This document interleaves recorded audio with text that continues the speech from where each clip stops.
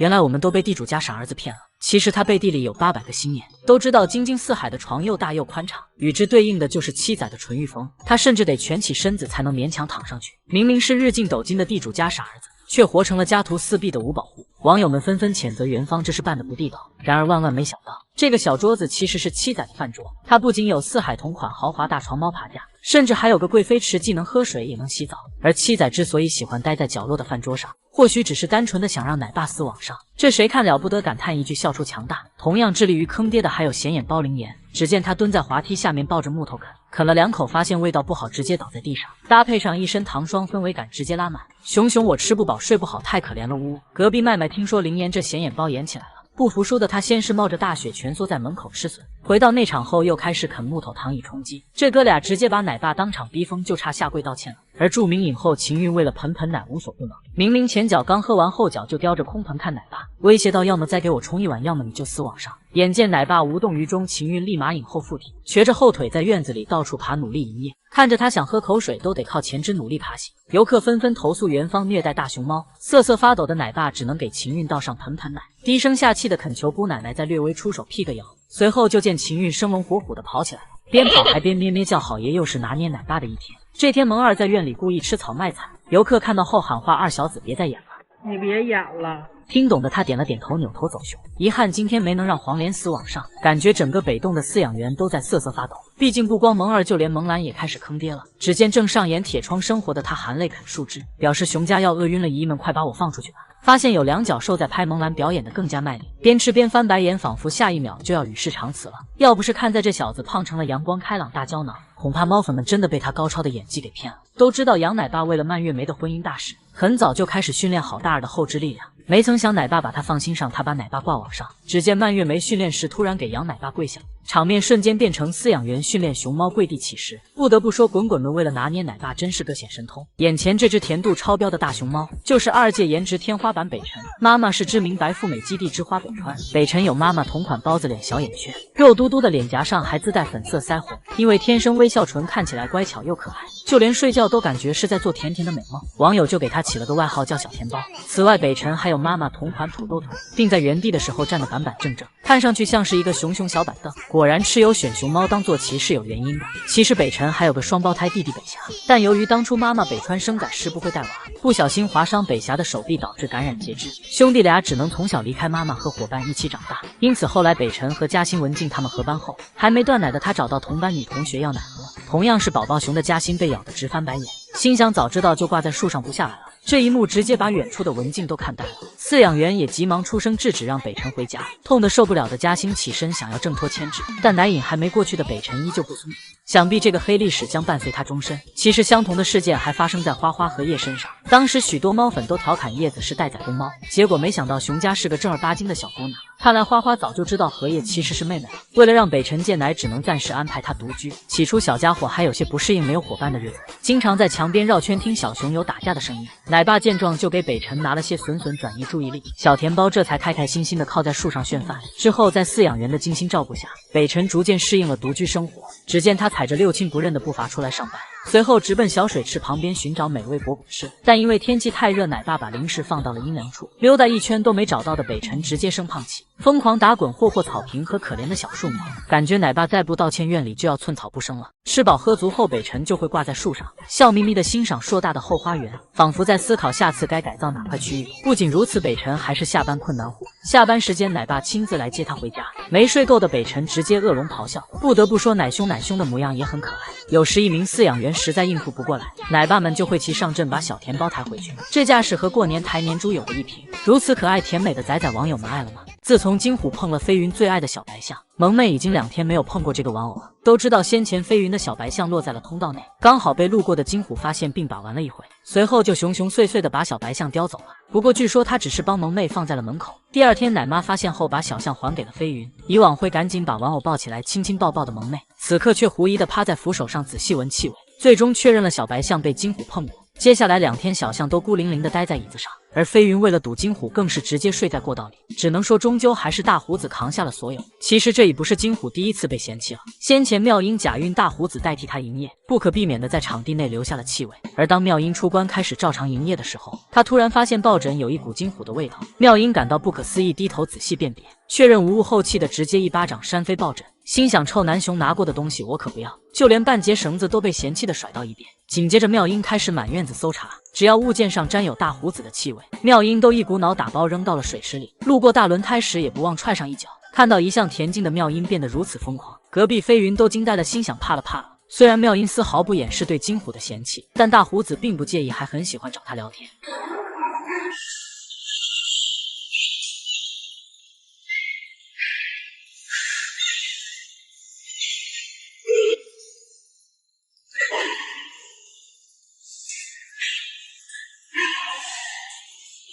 金虎每叫一声，妙音都会狗叫驱赶他。要知道，熊猫生气才会发出这个声音，足以见得妙音究竟有多嫌弃大胡子。而奶妈也忍不住维护自家好伴。妙音，你说金虎和你唠一会儿就唠一会儿呗，你老含糊他干啥？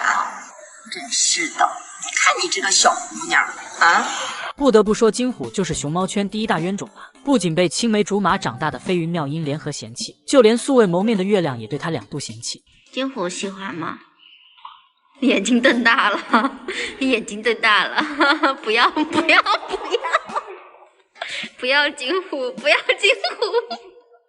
或许是金虎的长相在熊猫圈不吃香。当操心婚姻大事的奶妈给月亮看照片时，她缓慢地挪开视线，沉默震耳欲聋。但为了让可怜的金虎能早日脱单，快要结束时，奶妈再次掏出她的照片。果不其然，大胡子再度被月亮嫌弃。或许金城虎天生就是光棍的命吧，唯一脱单机会就是和飞云去印尼那次。只可惜当时的印尼突遭海啸被耽搁了，再次启动就换成了别的熊猫夫妻。只能说大胡子是不幸的，但也是幸运的，毕竟萌妹羞羞的铁拳可不是好惹的。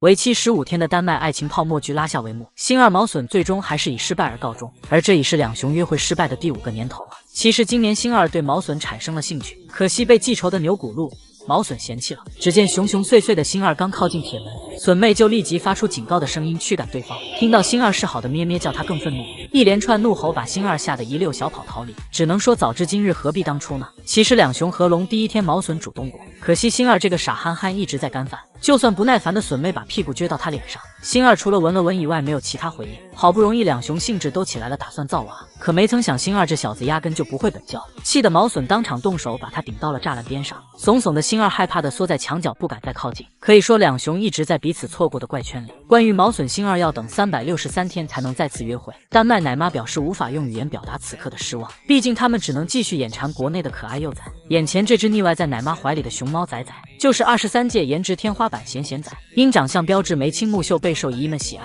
就连饲养员也很是宠爱它。只见奶妈轻轻地拍拍小家伙的肚子，满脸宠溺地哄他起来吃点胡萝卜。咸咸仔握住小拳拳撒娇要对方喂，被萌到心巴的奶妈只能把他抱下木架。咸咸仔乖乖的双手扶着木桩，张嘴咬住奶妈递过来的胡萝卜，这小模样简直可爱到犯规。此外，奶妈还很乐意打扮他和蕊蕊仔，小家伙们带着花环依靠在一起吃笋笋，这温馨的一幕别提有多治愈人心了。如果说23届颜值天花板是咸咸仔，那22届的就是小甜包北辰，肉嘟嘟的包子脸，两颊还有粉色腮红，因为天生微笑唇，看上去甜美又可爱。虽然目前他因特殊原因正在独居，但小家伙每天都勤勤恳恳的营业，就连吃饭也要面对着游客。看着北辰小年纪就能熟练包竹竿皮，姨姨们的彩虹屁就没停下来过。果然没人能抵抗小甜包散发的魅力。此外，芒小五也是熊猫圈新晋顶流，小家伙凭借魔性翘臀成功登上热搜。这天小五突然翘起尾巴，抬起后脚，摆了个他腰撅定的妖娆姿势。据说小家伙是用力放了个屁，果然是拉屎都被夸可爱的年纪。小五这一动作不知击中多少姨姨的心巴，有这么多可爱崽崽时刻散发魅力，也难怪星二毛隼相亲失败后，丹麦奶妈会如此 emo。萌二就是全网最讲究的大熊猫吧，每天黄脸奶爸都会在床上铺好凉席枕头，萌二困了就板板正正的躺上去睡觉，这姿势像极了过年待宰的香猪。起床后会自己动手把凉席叠起来，如果脏了就拿去洗洗晾晒。聪明的萌二还会用手把褶皱捋平，一整个就是生活能自理的娃。后来萌二又得到了新家当一条毛巾，爱干净的他起床后会用来擦脸擦头发，平日吃饱饭后也会拿毛巾擦擦嘴巴。很难不怀疑萌二皮套下藏了个人。都知道很多小熊不在意形象，边吃边拉，可我们萌二却是会定点定时的讲究熊，每次都会专门来到外场上厕所，犯懒的时候就会拉到妈妈的粉碗里，这样就能方便黄脸奶爸收拾。只能说不愧是萌笑笑笑死萌萌啊！而他的哥哥萌大不仅会用毛巾擦脸，就连跟奶爸催加餐时也有固定流程。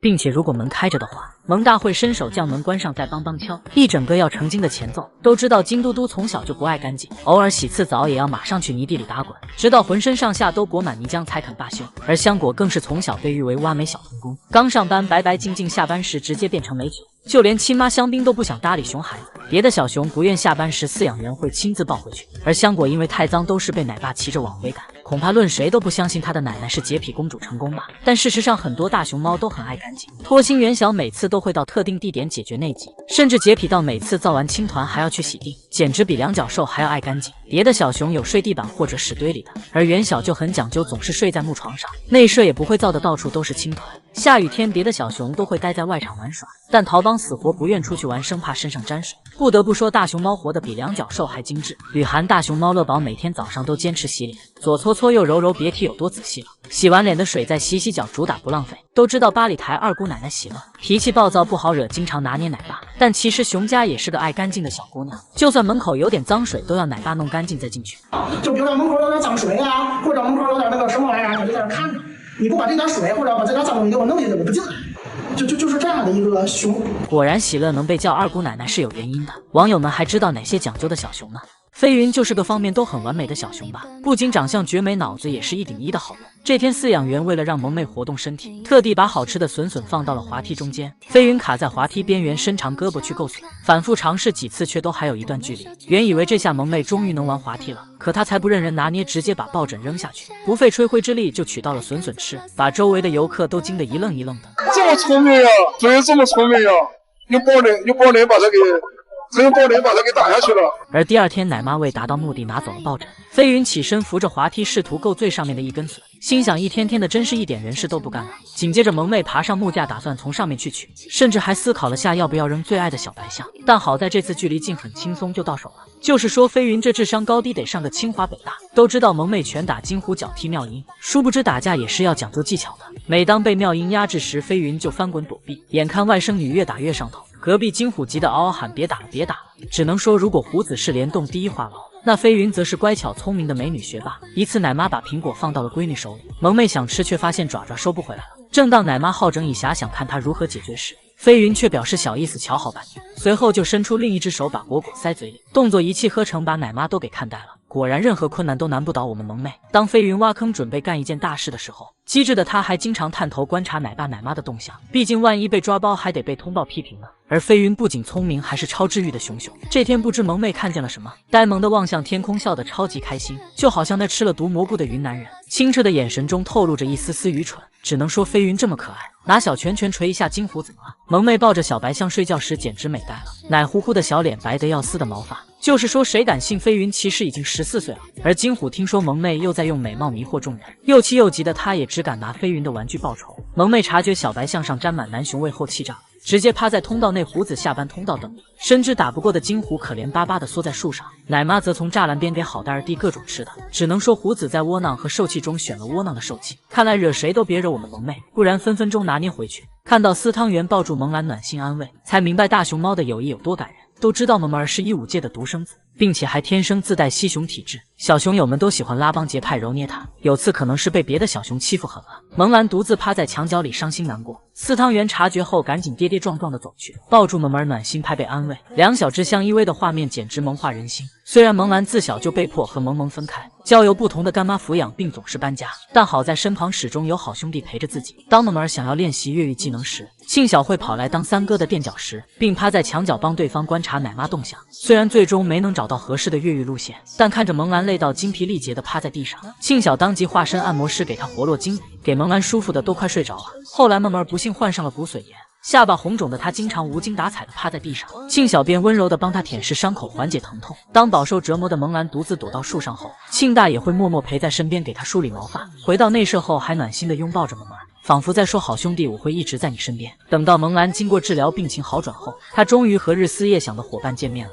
小家伙们齐刷刷聚集在蒙兰身边，庆祝萌儿终于摆脱病魔的折磨。当小伙伴出去放风玩耍的时候，奶妈把蒙兰关在屋里，让他好好休息。可萌儿却想跟伙伴们出去玩耍，便哼哼唧唧地冲饲养员撒娇求开门。但奶妈担心蒙兰的下巴会再次受伤，不顾这小子撒娇卖萌，坚决不肯答应。或许是因为萌儿卖惨的声音太大，小伙伴们闻讯赶来，纷纷出现在窗前，随后果断放弃在外场玩耍的机会，一个接一个的回到房间陪蒙兰。果然，任何物种之间都有真挚的友情，而蒙兰之所以能收获一众小熊友，绝对离不开他聪明暖心的性格。当年庆大越狱时被卡住动弹不得，萌儿赶紧上前营救，使劲拽他，费了9牛2虎之力才终于营救出来。而当美奶妈想要抱走庆小时，蒙兰和庆大会紧紧拉着不肯让他走，心想没有什么能分开我们3兄弟。此外，蒙兰的好兄弟还有小雅，他最喜欢的就是抢萌儿手里的竹子吃，即便地上还有很多小雅，也只喜欢3个严选。毕竟他知道萌儿从不会因此跟他翻脸，如此真挚的友情怎能不让姨姨们心软软？只希望所有小熊都能遇到有爱的伙伴，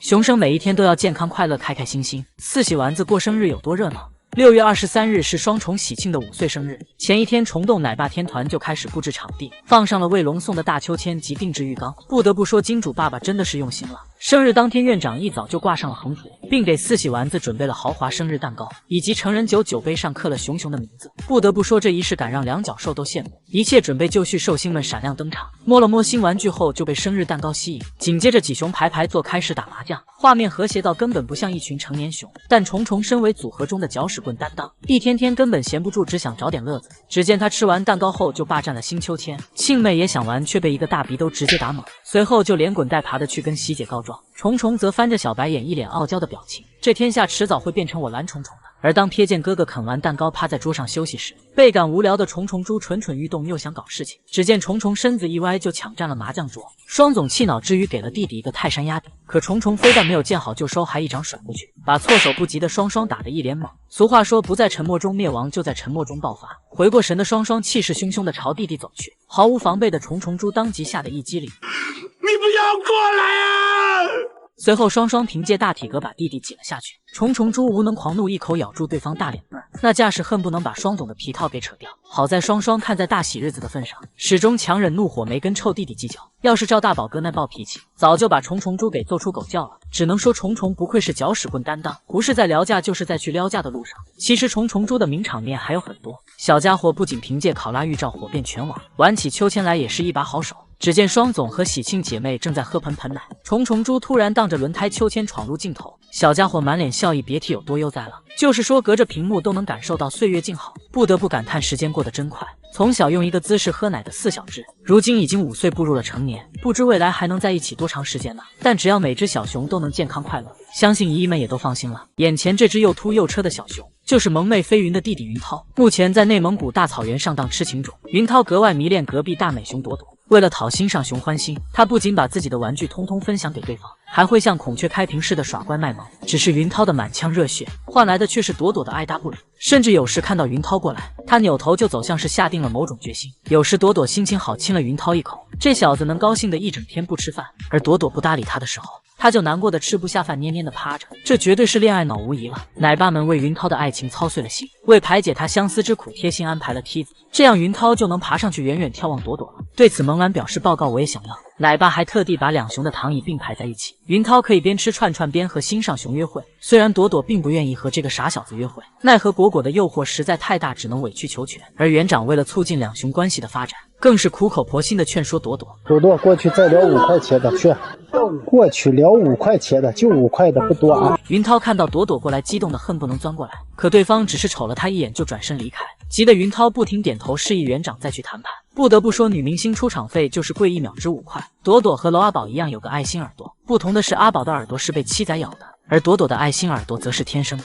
有时朵朵会隔着铁网用耳朵诱惑云涛，这小子压根就舍不得像7仔那样重拳出击，反倒被迷得七荤八素，他在朝我发射爱心眼。然而当云涛伸耳朵时，朵朵直接上嘴咬，对此这小子还喜滋滋的，为什么他只咬我不咬其他熊？他绝对是喜欢熊家。不得不说，云涛的恋爱脑程度和金虎有的一拼。而朵朵之所以对这小子爱答不理，是因为云涛有2副面孔，别看平日又是分享玩具又是耍乖卖萌，可一有零食吃就把糖椅掀翻挡着不给看，甚至还会隔着铁网偷拿对方的笋笋吃。因此云涛的爱情火苗就这样被自己掐灭了。不过也有可能是两雄之间的家族羁绊，毕竟云涛的亲姐姐是萌妹飞云，而更炸裂的是朵朵的亲弟弟是金虎。金虎怕飞云朵朵却压云涛一头，不得不说上天还是公平的。看到飞云被奶爸奶妈宠成公主，才明白国内饲养员有多爱大熊猫。为了庆祝萌妹飞云的14岁生日，奶爸奶妈忙活了2个多小时布置场地，举办了场主题为奥运会的生日趴。相较于金虎的纯手工竹制自行车，萌妹的则是点缀小星星的粉色杠铃，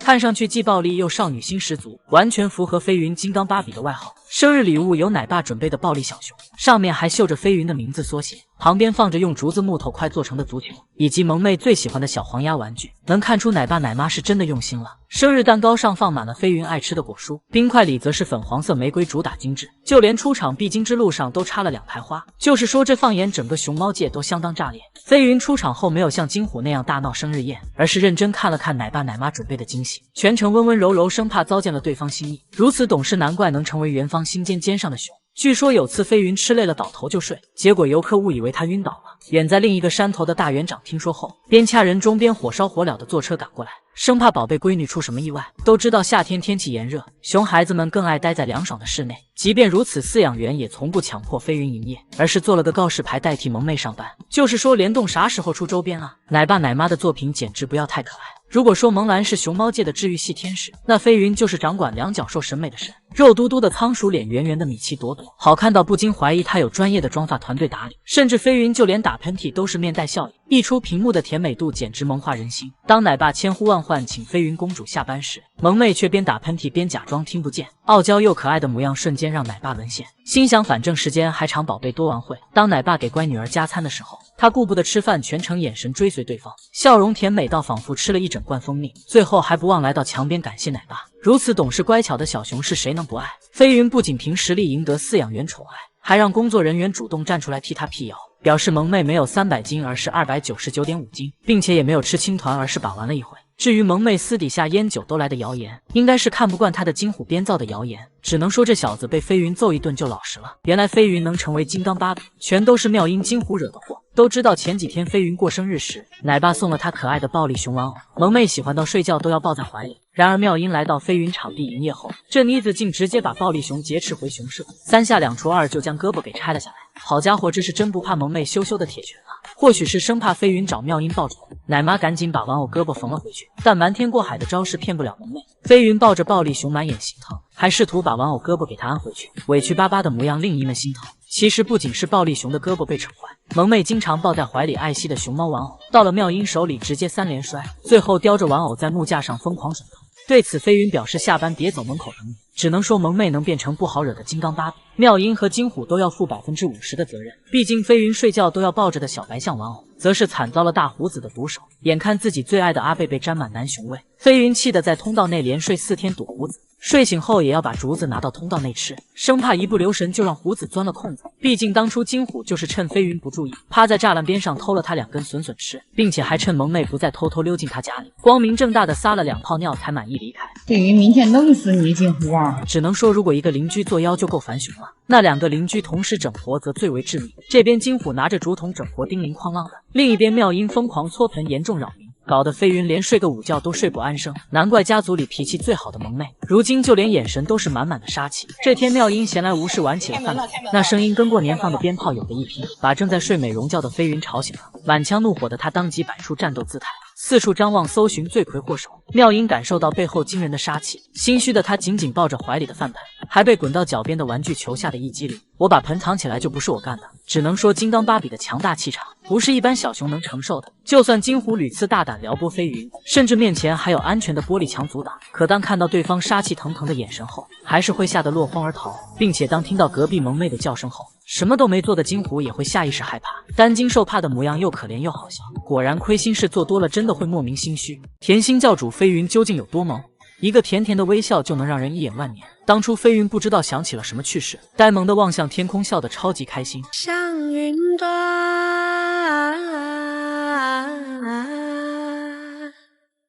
山那边。只能说虽然金虎皮糙肉厚很抗打，但飞云的颜值更抗打，花生形状的黑眼圈标志的仓鼠脸蛋，美到在一群熊里一眼就能认出来。而且他平日根本不需要做表情管理，不论是萌妹慢条斯理的咀嚼食物，亦或是心血来潮抱着玩具整活，每张截图都是微笑的模样。当飞云握紧小拳拳伸懒腰的时候，小家伙吐着舌头露出了甜甜的笑容，萌的在场游客不自觉惊呼，声音都变假了，感觉飞云从小就没听过人的正常发音。当初萌妹很配合的完成了行为训练，奶妈立马安排了马杀鸡和彩虹屁服务。小孩表现真好哈，哎，小孩表现的真好哈，今天是不是学习了？啊，今天上课了是不是？哎呀，小孩表现真好。隔着屏幕都能感受到奶妈满满的爱意。当听到对方要摸摸自己的脸蛋后，懂事的飞云立马把脑袋靠近，就是说不建议这么摸熊猫，我有红眼病。作为一只从小萌到大的胖宝宝，小时候的飞云其实比现在还要可爱。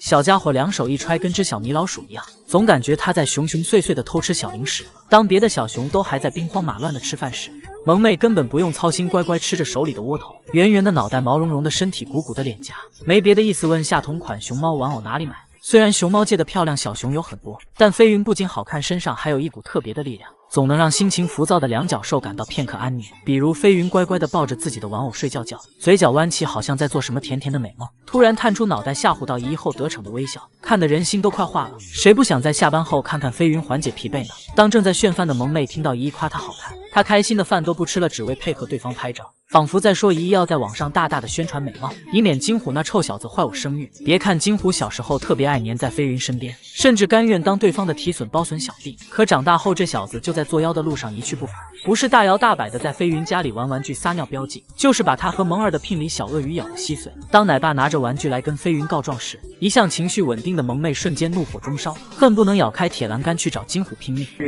看看你的小鳄鱼嘴怎么了？是不是你的小玩具啊？对不对？是不是进主动了？你是不是不高兴了？怀恨在心的飞云故意装睡诱捕金虎，趁对方想咬自己时给了他几个大逼斗，并死死咬住金虎的大脑门不撒开，急得亲妈粉大喊：飞云啊，你别咬俺金虎啊！能把情绪稳定的飞云惹到炸毛，金虎是有点本事在身上的，也难怪飞云闻到他的味都会翻脸。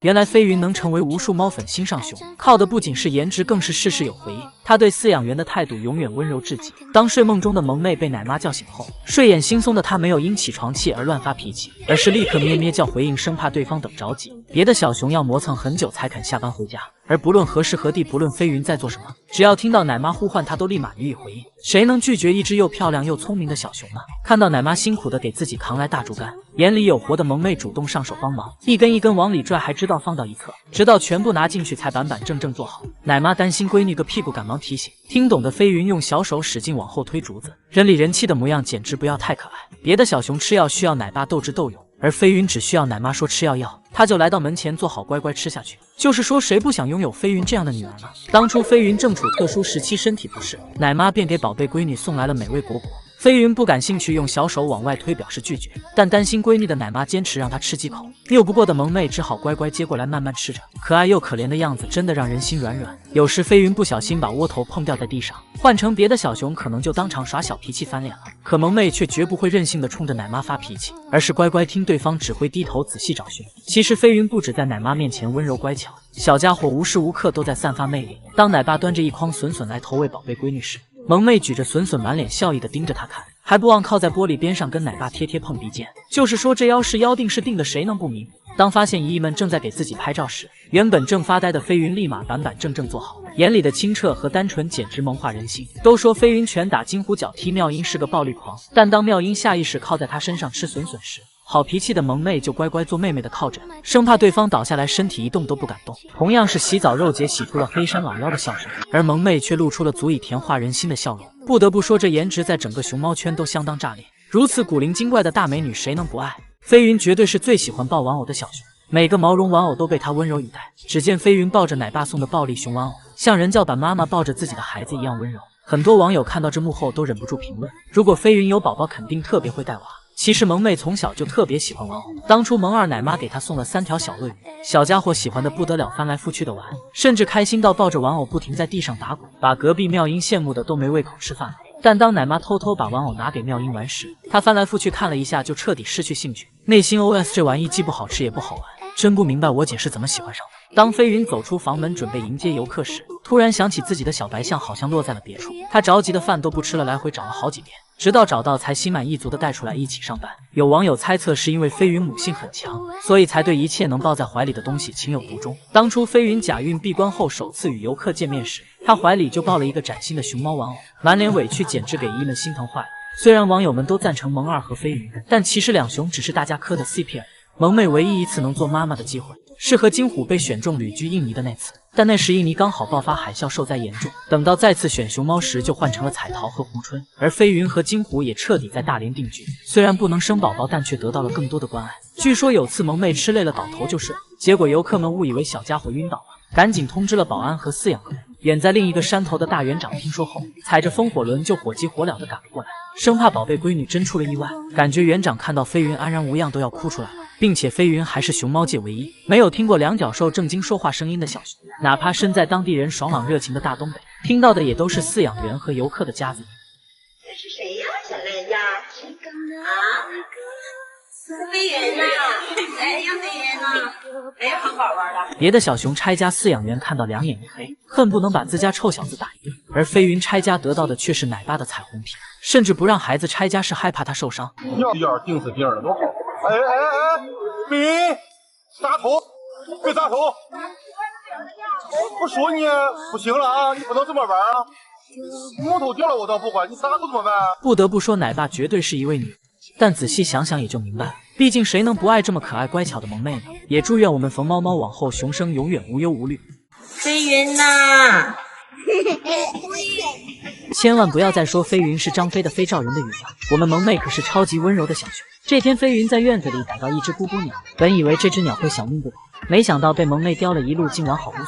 要知道大熊猫可是有食铁兽之称，坚硬的竹子都能被它们轻轻松松咬断。由此可见，飞云对待咕咕鸟真的很温柔。要知道虫洞小辣椒艾姐可不是这样，每次看到小鸟都要追着人家满院子飞，然后不是把人家玩死，就是一屁股坐死，最后仍不解气的拽紧，甚至把人咕咕鸟的老巢端了。如今才1岁的他手上就沾了7条鸟命，果然没有对比就不知道飞云有多温柔。不仅如此，萌妹的可爱更是溢出屏幕。谁还没看过飞云伸懒腰打哈欠，握紧的小拳拳萌化了姨们的少女心，吃起笋笋来也是超级温柔。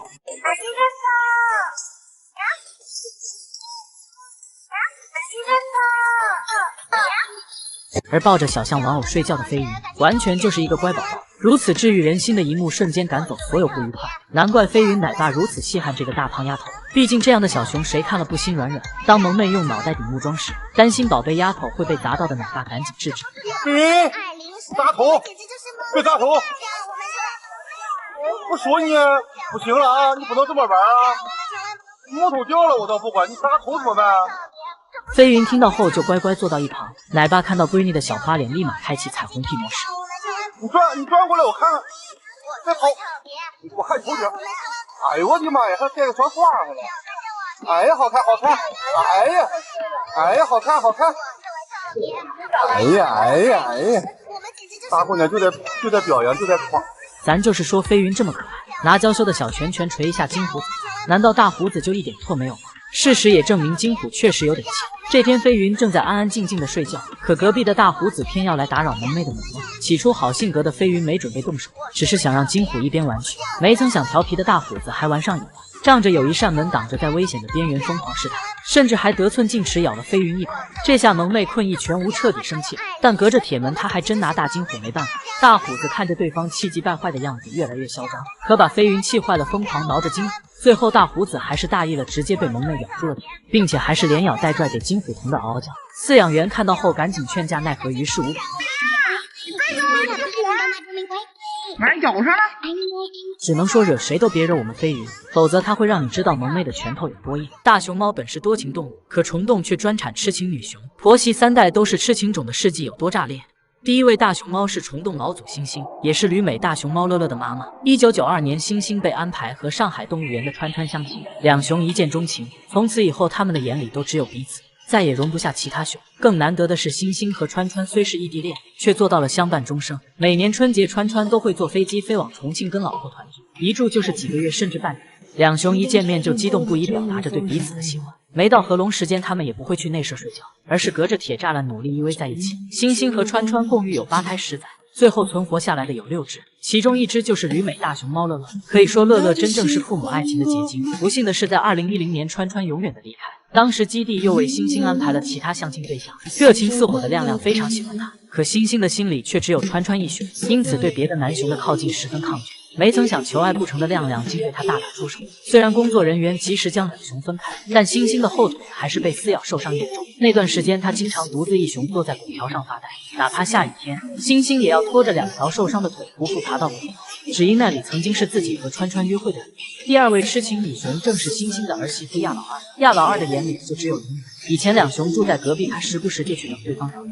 两熊共育有6载，也就是虫洞大名鼎鼎的1、2、3、4、5、6只，6朵金花堪称一道亮丽的风景线。可在感情这方面，玲玲就不如亲爹川川坚定。后来他还跟野生大熊猫草草生下了2条。第3位痴情种正是大家所熟知如等小鲜肉5阳6年的蓝香，也是星星老祖的孙媳妇。当时虫洞给8岁的蓝香安排了相亲，没曾想他一眼就相中了小鲜肉5阳，奈何5阳当时才2岁，估计都没动力。可兰香就是非他不嫁，心甘情愿苦等6年，直到14岁，他才终于得偿所愿，并一举生下虫洞皇太子鱼宝和女娃鱼贝。17岁时，兰香去熊猫中心相亲，又一眼看上了5阳，生下双双和虫子。然而兰贵妃对他爱得如此痴狂，大猪蹄子5阳却是个渣熊。如今生活在成都基地的他，2个邻居分别是旅日回来的英邦和陶邦。5阳这小子天天偷看2个漂亮妹妹，估计早就忘了大明湖畔的兰香。盘点熊猫界那些反差感极强的兄妹，谁能想到这竟是一个妈生的？第1对兄妹是园子和圆润，园子战斗力超强，拥有满身腱子肉，走起路来霸气侧路，眼神坚毅，一眼望去像是背了几条熊命在身上。袁庚尧堪称熊猫圈的顶级大佬，还因此被广大网友尊为元火。然而他不仅长相霸气，体格也是完美继承外公科比。科比可是当时基地史上最重、体格最大的熊猫。本以为双开门还会本交的乐宝已经是熊猫界的猛男天花板，没想到对比园子还是小巫见大巫。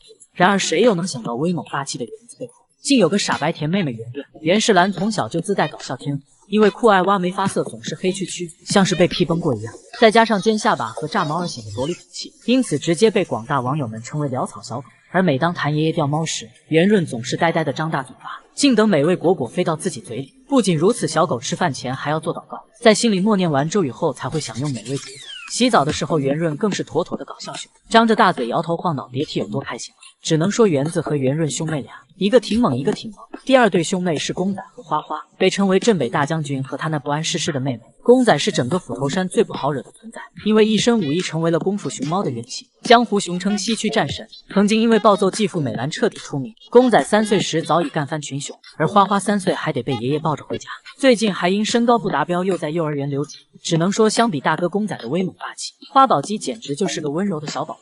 第3对是元小和贝贝，其实两熊按血缘关系来说是表兄妹，但也架不住元小和贝贝的反差感太强了。红的美人脸。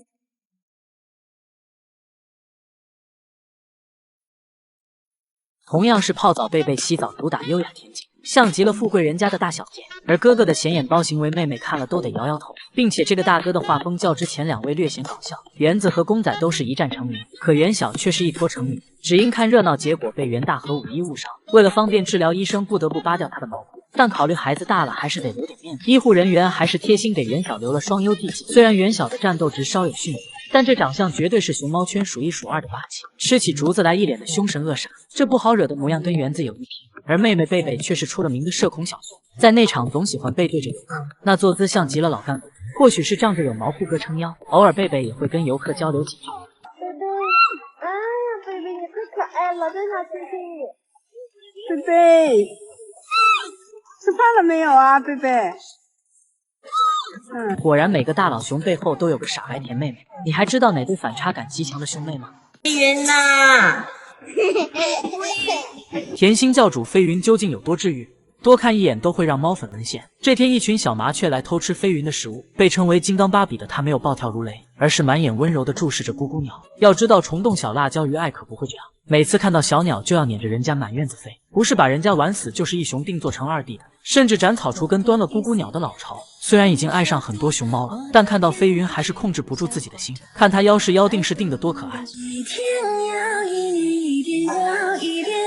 这珠圆玉润的小身材，这国泰民安的小脸蛋，还有这贵妃躺，谁看了能不迷糊啊？飞云就连打喷嚏都带着笑容，小手捂着。果然萌妹不论做什么都是无敌可爱。相较之下，二顺打喷嚏就像摩托车打火似的，一连12个毛孩子的脑袋都快甩飞了。果然没有对比就不知道飞云有多可爱，并且萌妹睡着吐舌头的那颗心都快化了，打哈欠也要攥着小拳拳扑腾小脚丫，就算睡姿有点豪放也阻挡不了她是最美的熊熊。对吗？脚麻了那对呀。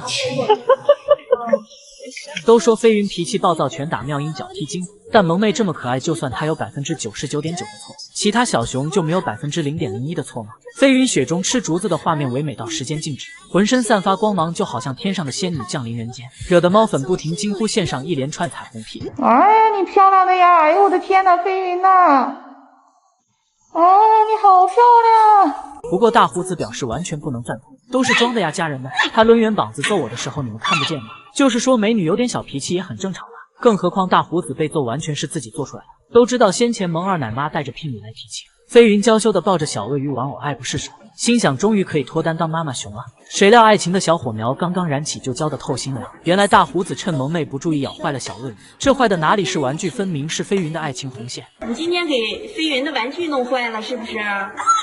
你是特意的吗？金虎心想我是什么身份，实力摆在这呢。可奶爸转眼就拿着小鳄鱼跟飞云告状去了。一向情绪稳定的萌妹恨不能钻出门缝，和金虎大战300回合。爹，看看你的小鳄鱼嘴怎么了？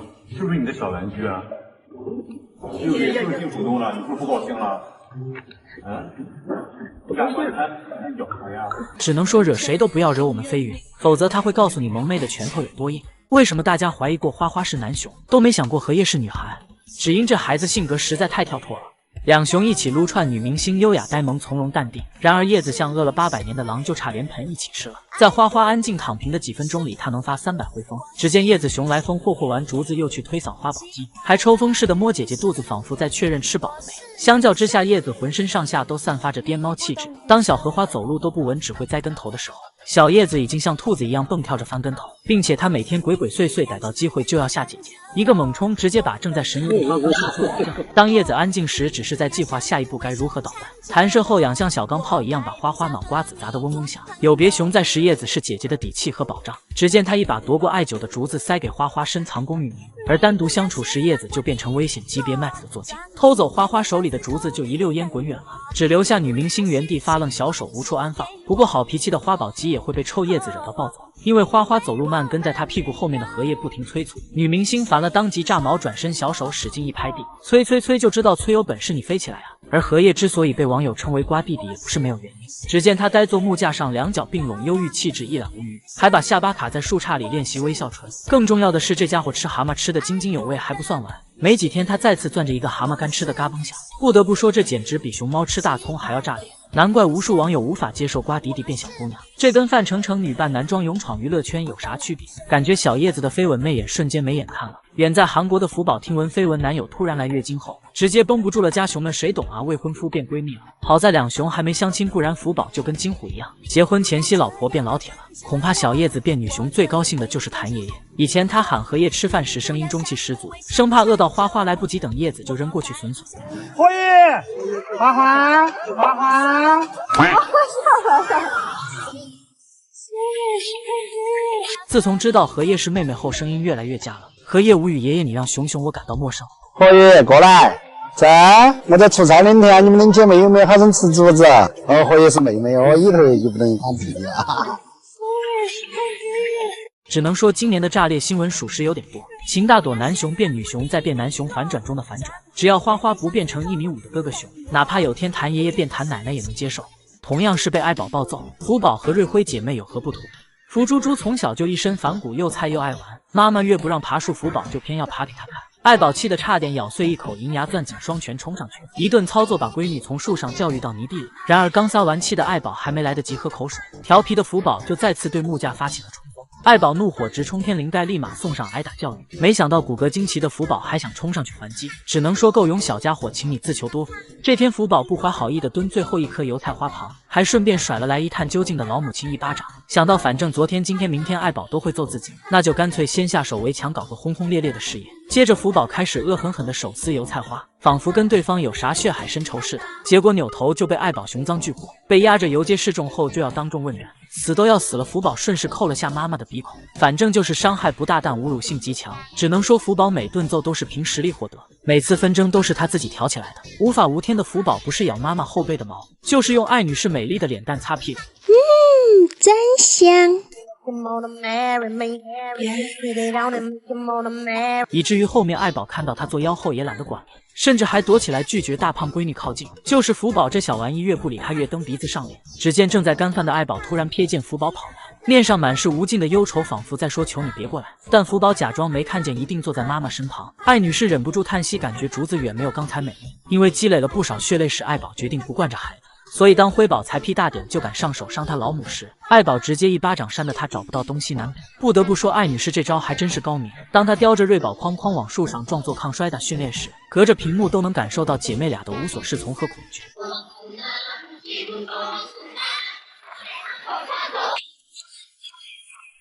辉宝眼睛瞪得滴溜溜，连大气都不敢喘。可怜的瑞宝脑瓜子嗡嗡的，还被甩飞了，以至于双胞胎看到爱宝就吓得四散而逃。相较之下，福宝挨揍时会护住天灵盖，或许是被老妈揍出了条件反射。福宝原本只是想吃饭桌上的竹子，结果爱宝察觉到他靠近后挥舞着手，猛地转身，福猪猪下意识捂头，身体不由自主的瑟缩了起来。看来血脉压制这招连福宝也抗拒不了。不知未来瑞宝辉宝适应拳头教育后，爱宝还能否压制住俩熊孩子？金刚芭比飞云的气场有多强大？一个眼神就把妙音吓得瑟瑟发抖。这天妙音闲来无事玩起了饭来，没曾想叮叮咣咣的噪音把正在睡美容觉的飞云吵醒了。只见萌妹满腔怒火做出攻击姿势，心想到底是哪个大傻春在作妖。感受到背后惊人的杀气，心虚的妙音紧紧抱着盆不敢吱声，还被滚到脚边的玩具吓得一激灵。只能说金刚芭比的强大气场不是一般小熊能承受的。而飞云不仅会让妙音保持安静，还能让话痨金虎立马闭嘴。小虎，你去睡一会儿觉吧。你刚才吃了那么多竹子和竹竿，你看人家飞云就上去睡觉去，你也去。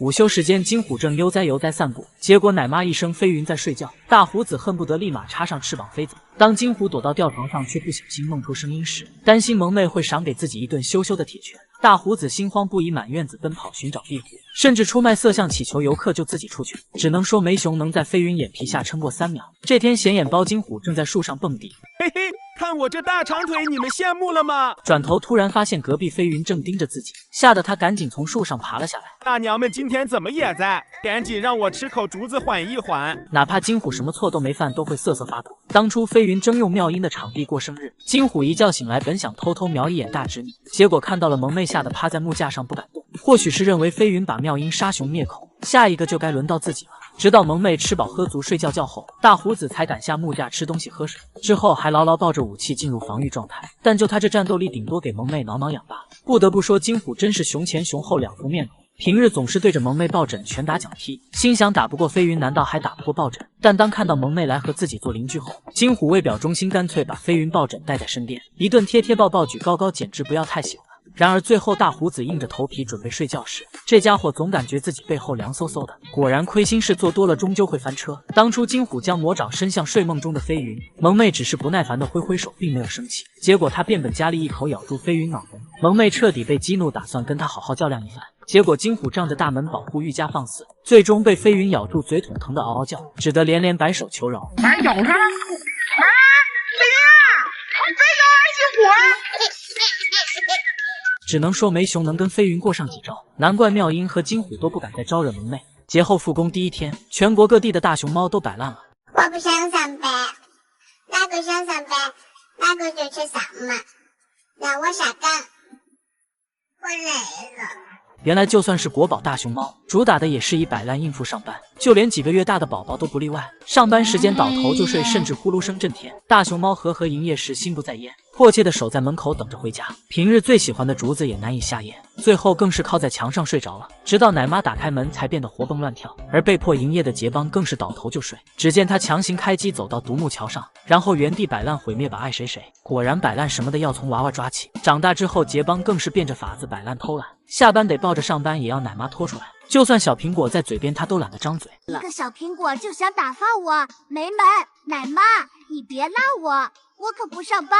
只能说熊生不摆烂，快乐少一半。这天，墩墩外公来接蛙哥回家，小家伙立马耍赖躺地上不想回去，整只熊像面条似的又软又滑。最后还是墩墩奶爸把蛙哥气回去的。不过蛙哥再长大些就得抬猪式下班了。只见饲养员们合力抬着摆烂的嘉兴，中途甚至支撑不住掉在地上，整出了震感。看得出这小妮子死沉死沉的，但即便如此，她也主打一动不动随便抬。果然摆烂很爽，一直摆烂一直爽。熊猫小奇迹最近就领悟到了真谛，以往满场溜达走模特步的他，竟彻底放飞自我，开始躺平式吃播。或许这就是在自家的安全感和底气吧。一向敬业的女明星花花也开始摆烂，竹子啃不动就直接躺平睡觉，心想一会还是找谭爷爷开小灶吧。想到还在上班，花花就躺着跟游客招手，表示今天营业额已完成，姨姨们自便。快下班了，花花早早的守在门口躺平，内心美滋滋的，她得意的晃悠脚丫子。叶甜甜看不惯姐姐如此悠闲自在，因此当花花再次故技重施时，叶子赶忙冲过去要姐姐陪自己玩，结果花花顺势躺在地上摆烂，还挥手让她走开。隔着屏幕都能感受到叶甜甜的无语，于是她强行托起一动不动的花花，表示要想长高高就得多锻炼。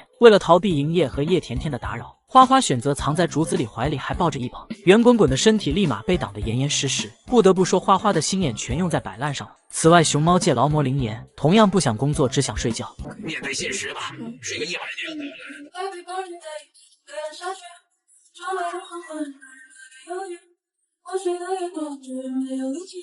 果然，无论是哪种生物，都无法逃脱摆烂的诱惑。直到看见阎王皓月误食氢气球，才明白不良游客有多可恶。起因是春节假期期间游客众多，有人不小心把气球放飞到皓月家中，刚好被在外营业的阎王看到了。因为成年熊猫具有一定危险性，不能近身，奶妈急得不停呼唤，并用笋吸引他注意力。结果皓月一门心思扑在新鲜玩意上，甚至气球到手后，他直接撕咬并吞了下去。都知道熊猫误食异物后果非常严重，不到2岁的宝星就是因游客乱投喂去世。但即便如此，现场竟还有人起哄拍手叫好，只能说永远不知道不良游客的下限有多低。皓月吃的没滋没味，很快就放下气球回家了。然后工作人员赶忙趁着收回猫的间隙，仔细清理了剩余的气球碎片。而园方得知情况后反应非常迅速，第一时间禁止游客携带气球上摆渡车，并安排专家为皓月仔细做了身体检查。好在小家伙身体健康，并未吃下气球。休息过后又恢复了往日的活泼调皮。只能说，不论是放飞气球还是起哄的游客，不管是否有意所作所为，都非常令人气愤。明明园内到处有文明观猫的标识，可不上心的游客总是能闹出各种意外。节后开工第一天，就有人把手机掉进了北洞影后蒙蒙的外场，幸亏徐老爷及时赶到，才没有造成意外。而这样的事件可以说是屡见不鲜。梅兰肉肉以及乔包包外场都掉下过手机，因为担心有细菌亦或者划伤肠道，游客们急得不行，提醒小家伙不要吃。最后还是奶爸拿来夹子把手机给取走了。然而丢手机的游客不仅没有意识到错误，竟还跟旁人炫耀手机被熊猫咬过。只能说不是每位游客都有素质和责任心，哪怕无数悲剧就在眼前也选择忽视。甚至连花花荷叶这样的顶流明星熊猫都会遇到无良游客乱投喂的现象。这天花花正躺在地上呼呼大睡，谁料游客竟抛来一颗枣砸到他身上。被惊醒的花花好奇地试探着食物，围观游客纷纷呼唤小家伙不要乱吃。可充满好奇的花花并没有听粉丝劝阻，而是轻轻咬住就准备品尝。意识到不对劲的谭爷爷及时赶到，用苹果和窝头吸引开花花的注意后，立马捡走了不良游客丢弃的食物，这才没造成悲剧的发生。如果不爱，请别伤害。每只大熊猫都是治愈人心的天使，都值得被人们好好守护和疼爱。飞云呐！甜心教主飞云究竟有多可爱？就连拆家都拆出了大家闺秀的感觉，咬一口吐一口，一举一动都优雅至极。果然长得好看，干什么都招人待见。当假运出关的飞云来到妙音家营业时，突然发现顶棚好像很好拆的样子，于是妙音家分分钟就变成了战损风格。奶爸闻讯赶来，原本想教育下闺女，但看着飞云可爱的容颜和呆萌的笑容，话到嘴边却实在狠不下心来责备她。飞云，奶爸喊他了，他听见了，听见了还笑呢。不得不说，第一次见到飞云心虚的模样。虽然已经爱上很多熊猫了，但看到飞云还是控制不住自己的心。就连东北女人看到她都会自动夹子音。飞云，起来吃饭啦！吃饭啦！来拍呀，抱拍呀！想必没人能拒绝萌妹的超大对脸自拍吧，甚至还会歪头吐舌头，一整个美颜暴击。坐在墙边吃竹子时，完全就是个胖宝宝，软软糯糯、奶乎乎的样子，简直萌化人心。只能说，就冲飞云这绝美的脸蛋，就算他把金虎打得嗷叫，猫粉们也愿意替大胡子原谅萌妹。当飞云发现院子里多了个大坑后，他立马跳下去，按照身材继续刨。很难不怀疑飞云是想把金虎埋进去，可看着萌妹探出的半个小脑袋，就会觉得只要她开心就好。俗话说美貌和智慧不可兼得，飞云有时像极了傻白甜女主角。这天奶妈给萌妹送加餐，飞云一手拿一个刚塞到嘴里吃，再看到奶妈又递给自己一根后，大飞云 CPU 都要干烧了，想不通2只手如何能拿得下3根笋，感觉飞云可以跟香香灵言请教一下。只见小公主先是往嘴里塞了2根竹笋，再捞起1根用脚勾住3根笋轻松到手，而胖妍更是一张嘴咬住5根竹子，只能说车坐子脸还是有好处的。都说能打败飞云的只有飞云小时候，萌妹从小就自创了抬头式干饭法，一脸享受的模样显得更奶更软萌了。不过萌妹如今举止慵懒，性格文静，小时候却是舍友中最活泼最脏的奶狗，为了获得一一的抚摸，愣是压在金虎身上，还像个话痨一样不停愣叫回应对方。随后表演欲超强的飞云表演了个粤语，就是不小心踩空从窗台上摔了下去，惹得姨姨和一旁的饲养员心疼不已，而一直主动往前凑的金虎却只得道句评价：哦，应该是永远把底子这么差。杀熊诛心也不过如此了吧，只能说没人会不喜欢古灵精怪的飞云。原来大熊猫也有与生俱来的松弛感。身为土生土长的四川娃子，花花从小就学会了原地躺平，被叶甜甜从背后偷袭，他就直接顺势躺着继续吃。哎呦，还在吃，还在吃。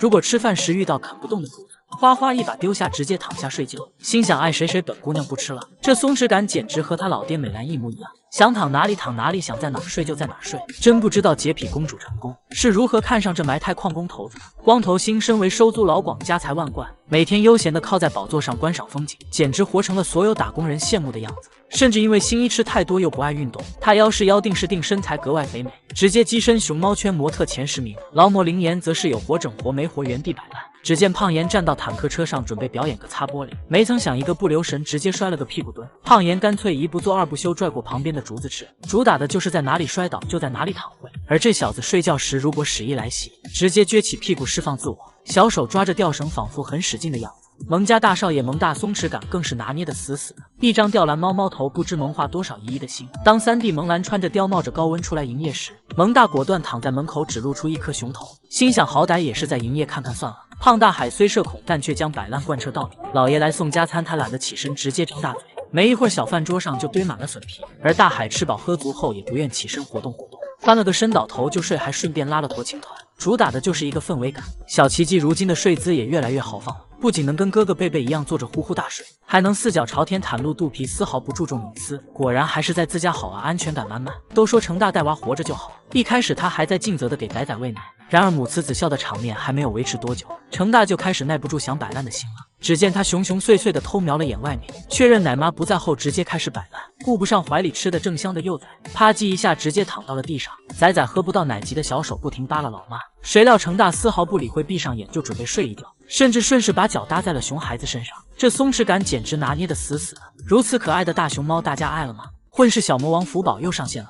这天江爷爷来给福公主送竹子，福宝边吃窝头边琢磨着干点坏事，随后悄悄把脚蹬在木桩上使劲蓄力，一个猛子差点把江爷爷送进医院。看着爷爷惊慌又无奈的笑容，福宝得意的翘着脚丫继续干饭。果然不论年龄体型如何变化，福公主依然是个爱玩闹的宝宝。这天宋3岁来给福猪猪送竹子，也不知怎么惹了小公主生胖气，福宝便假装若无其事的靠近宋3岁，随后冲上去给对方小腿来了套组合拳。宋3岁以为孙女是在跟自己闹着玩，还顺手把福公主团成了个熊猫蛋，这可算是把我们小魔王惹火了，一个抬头差点让宋3岁凉凉。都知道福宝小时候是出了名的静谧，无论爷爷如何威逼利诱都死活不肯回家，只有获得爱宝的一顿痛扁后才老实。但其实无论什么艰难都无法压垮福宝，只见他乖乖跟在爱宝屁股后回内舍，结果当大门即将关闭时立马伸腿阻拦，随后就像泥鳅似的从缝中钻了出去。不过没高兴多久就被爱女士拖了回去。有时调皮的福宝会故意跟妈妈对着干，爱宝担心闺女爬树会摔伤，便禁止她爬，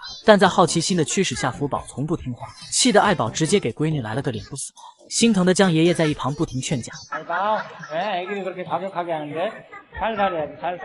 就连回到内舍，福宝也能惹爱宝生气。一大早母女俩各自占据房间的角落，江爷爷看到这一幕 CPU 都快干烧了。这三位不棒，怎么都这么多人？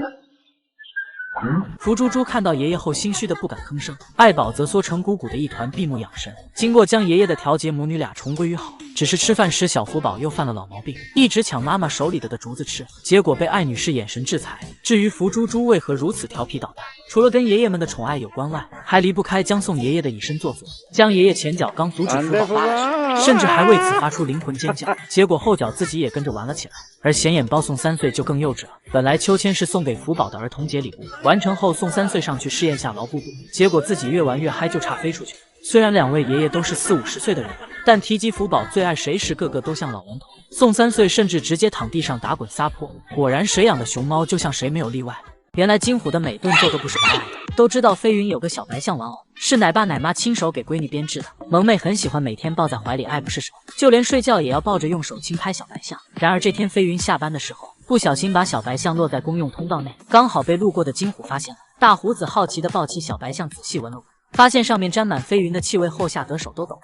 随后做贼心虚的他趁四下无人带走了玩偶，这要是被飞云知道了不得，扒了他的皮。当初萌儿的奶妈带着聘礼去提亲，飞云很给面子的接受了小鳄鱼玩具，心想本熊的盖世英雄终于出现了。谁料爱情的小火苗刚刚燃起就被浇灭，嫉妒心爆棚的金虎趁其不备咬坏了小鳄鱼，这坏的哪里是玩具，分明是飞云的爱情红线，气得我们萌妹差点要咬碎铁栏杆去揍他。爹，看看你的小鳄鱼嘴怎么了？是不是你的小玩具啊？是不是性主动了？你是不是不高兴了？啊！不得不说，大胡子是一点记性都不长，而奶妈为了不让好大人挨揍，估计已经在连夜搓洗小白象了吧。其实也不怪飞云不待见大胡子，属实是他办的事有点缺德。这天金虎意外发现飞云的院门没关，他当然不会放过这个难得的参观机会。随后就见大胡子大摇大摆地走进院里，四处嗅着味道，表情中略带一丝猥琐。胆大包天的他甚至在树底下撒了泡尿，妈还在人场地里尿尿，哎呦！不过瘾的金虎又开始研究飞云的玩具，心想这娘们怎么有这么多精致的小玩意，很难不担心飞云会出来给他一顿揍。但金虎似乎毫不在意萌妹的感受，临走前又在木架边上留了泡尿。奶妈看到这幕，已经预感到了他的结局。这飞云明天出来烦死你了，金虎！次日，飞云得知金虎来串过门，还到处撒尿，他呆呆坐着，低头生闷气，小拳头攥的梆紧，看似很安静，实则内心在盘算如何整治金虎。就算有6把锁，都阻挡不了我们金刚芭比。不得不说，金虎没有一顿揍是白挨的，硬生生做没了青梅竹马长大的情人。金虎小时候特别喜欢和萌妹贴贴，两熊鼻尖对鼻尖的画面满是粉色泡泡。因为飞云打小就喜欢吃吃喝喝，金虎就甘愿做他的提笋小弟，还会主动帮萌妹剥笋皮。当飞云、金虎、妙音3小只来到大连后，大胡子也总是找萌妹贴贴玩耍，就连去小卖部也要和对方靠在一起。就是说，有青梅竹马的 boss 加持，金虎还能把飞云惹到丝毫不想搭理。大胡子真是凭实力单身。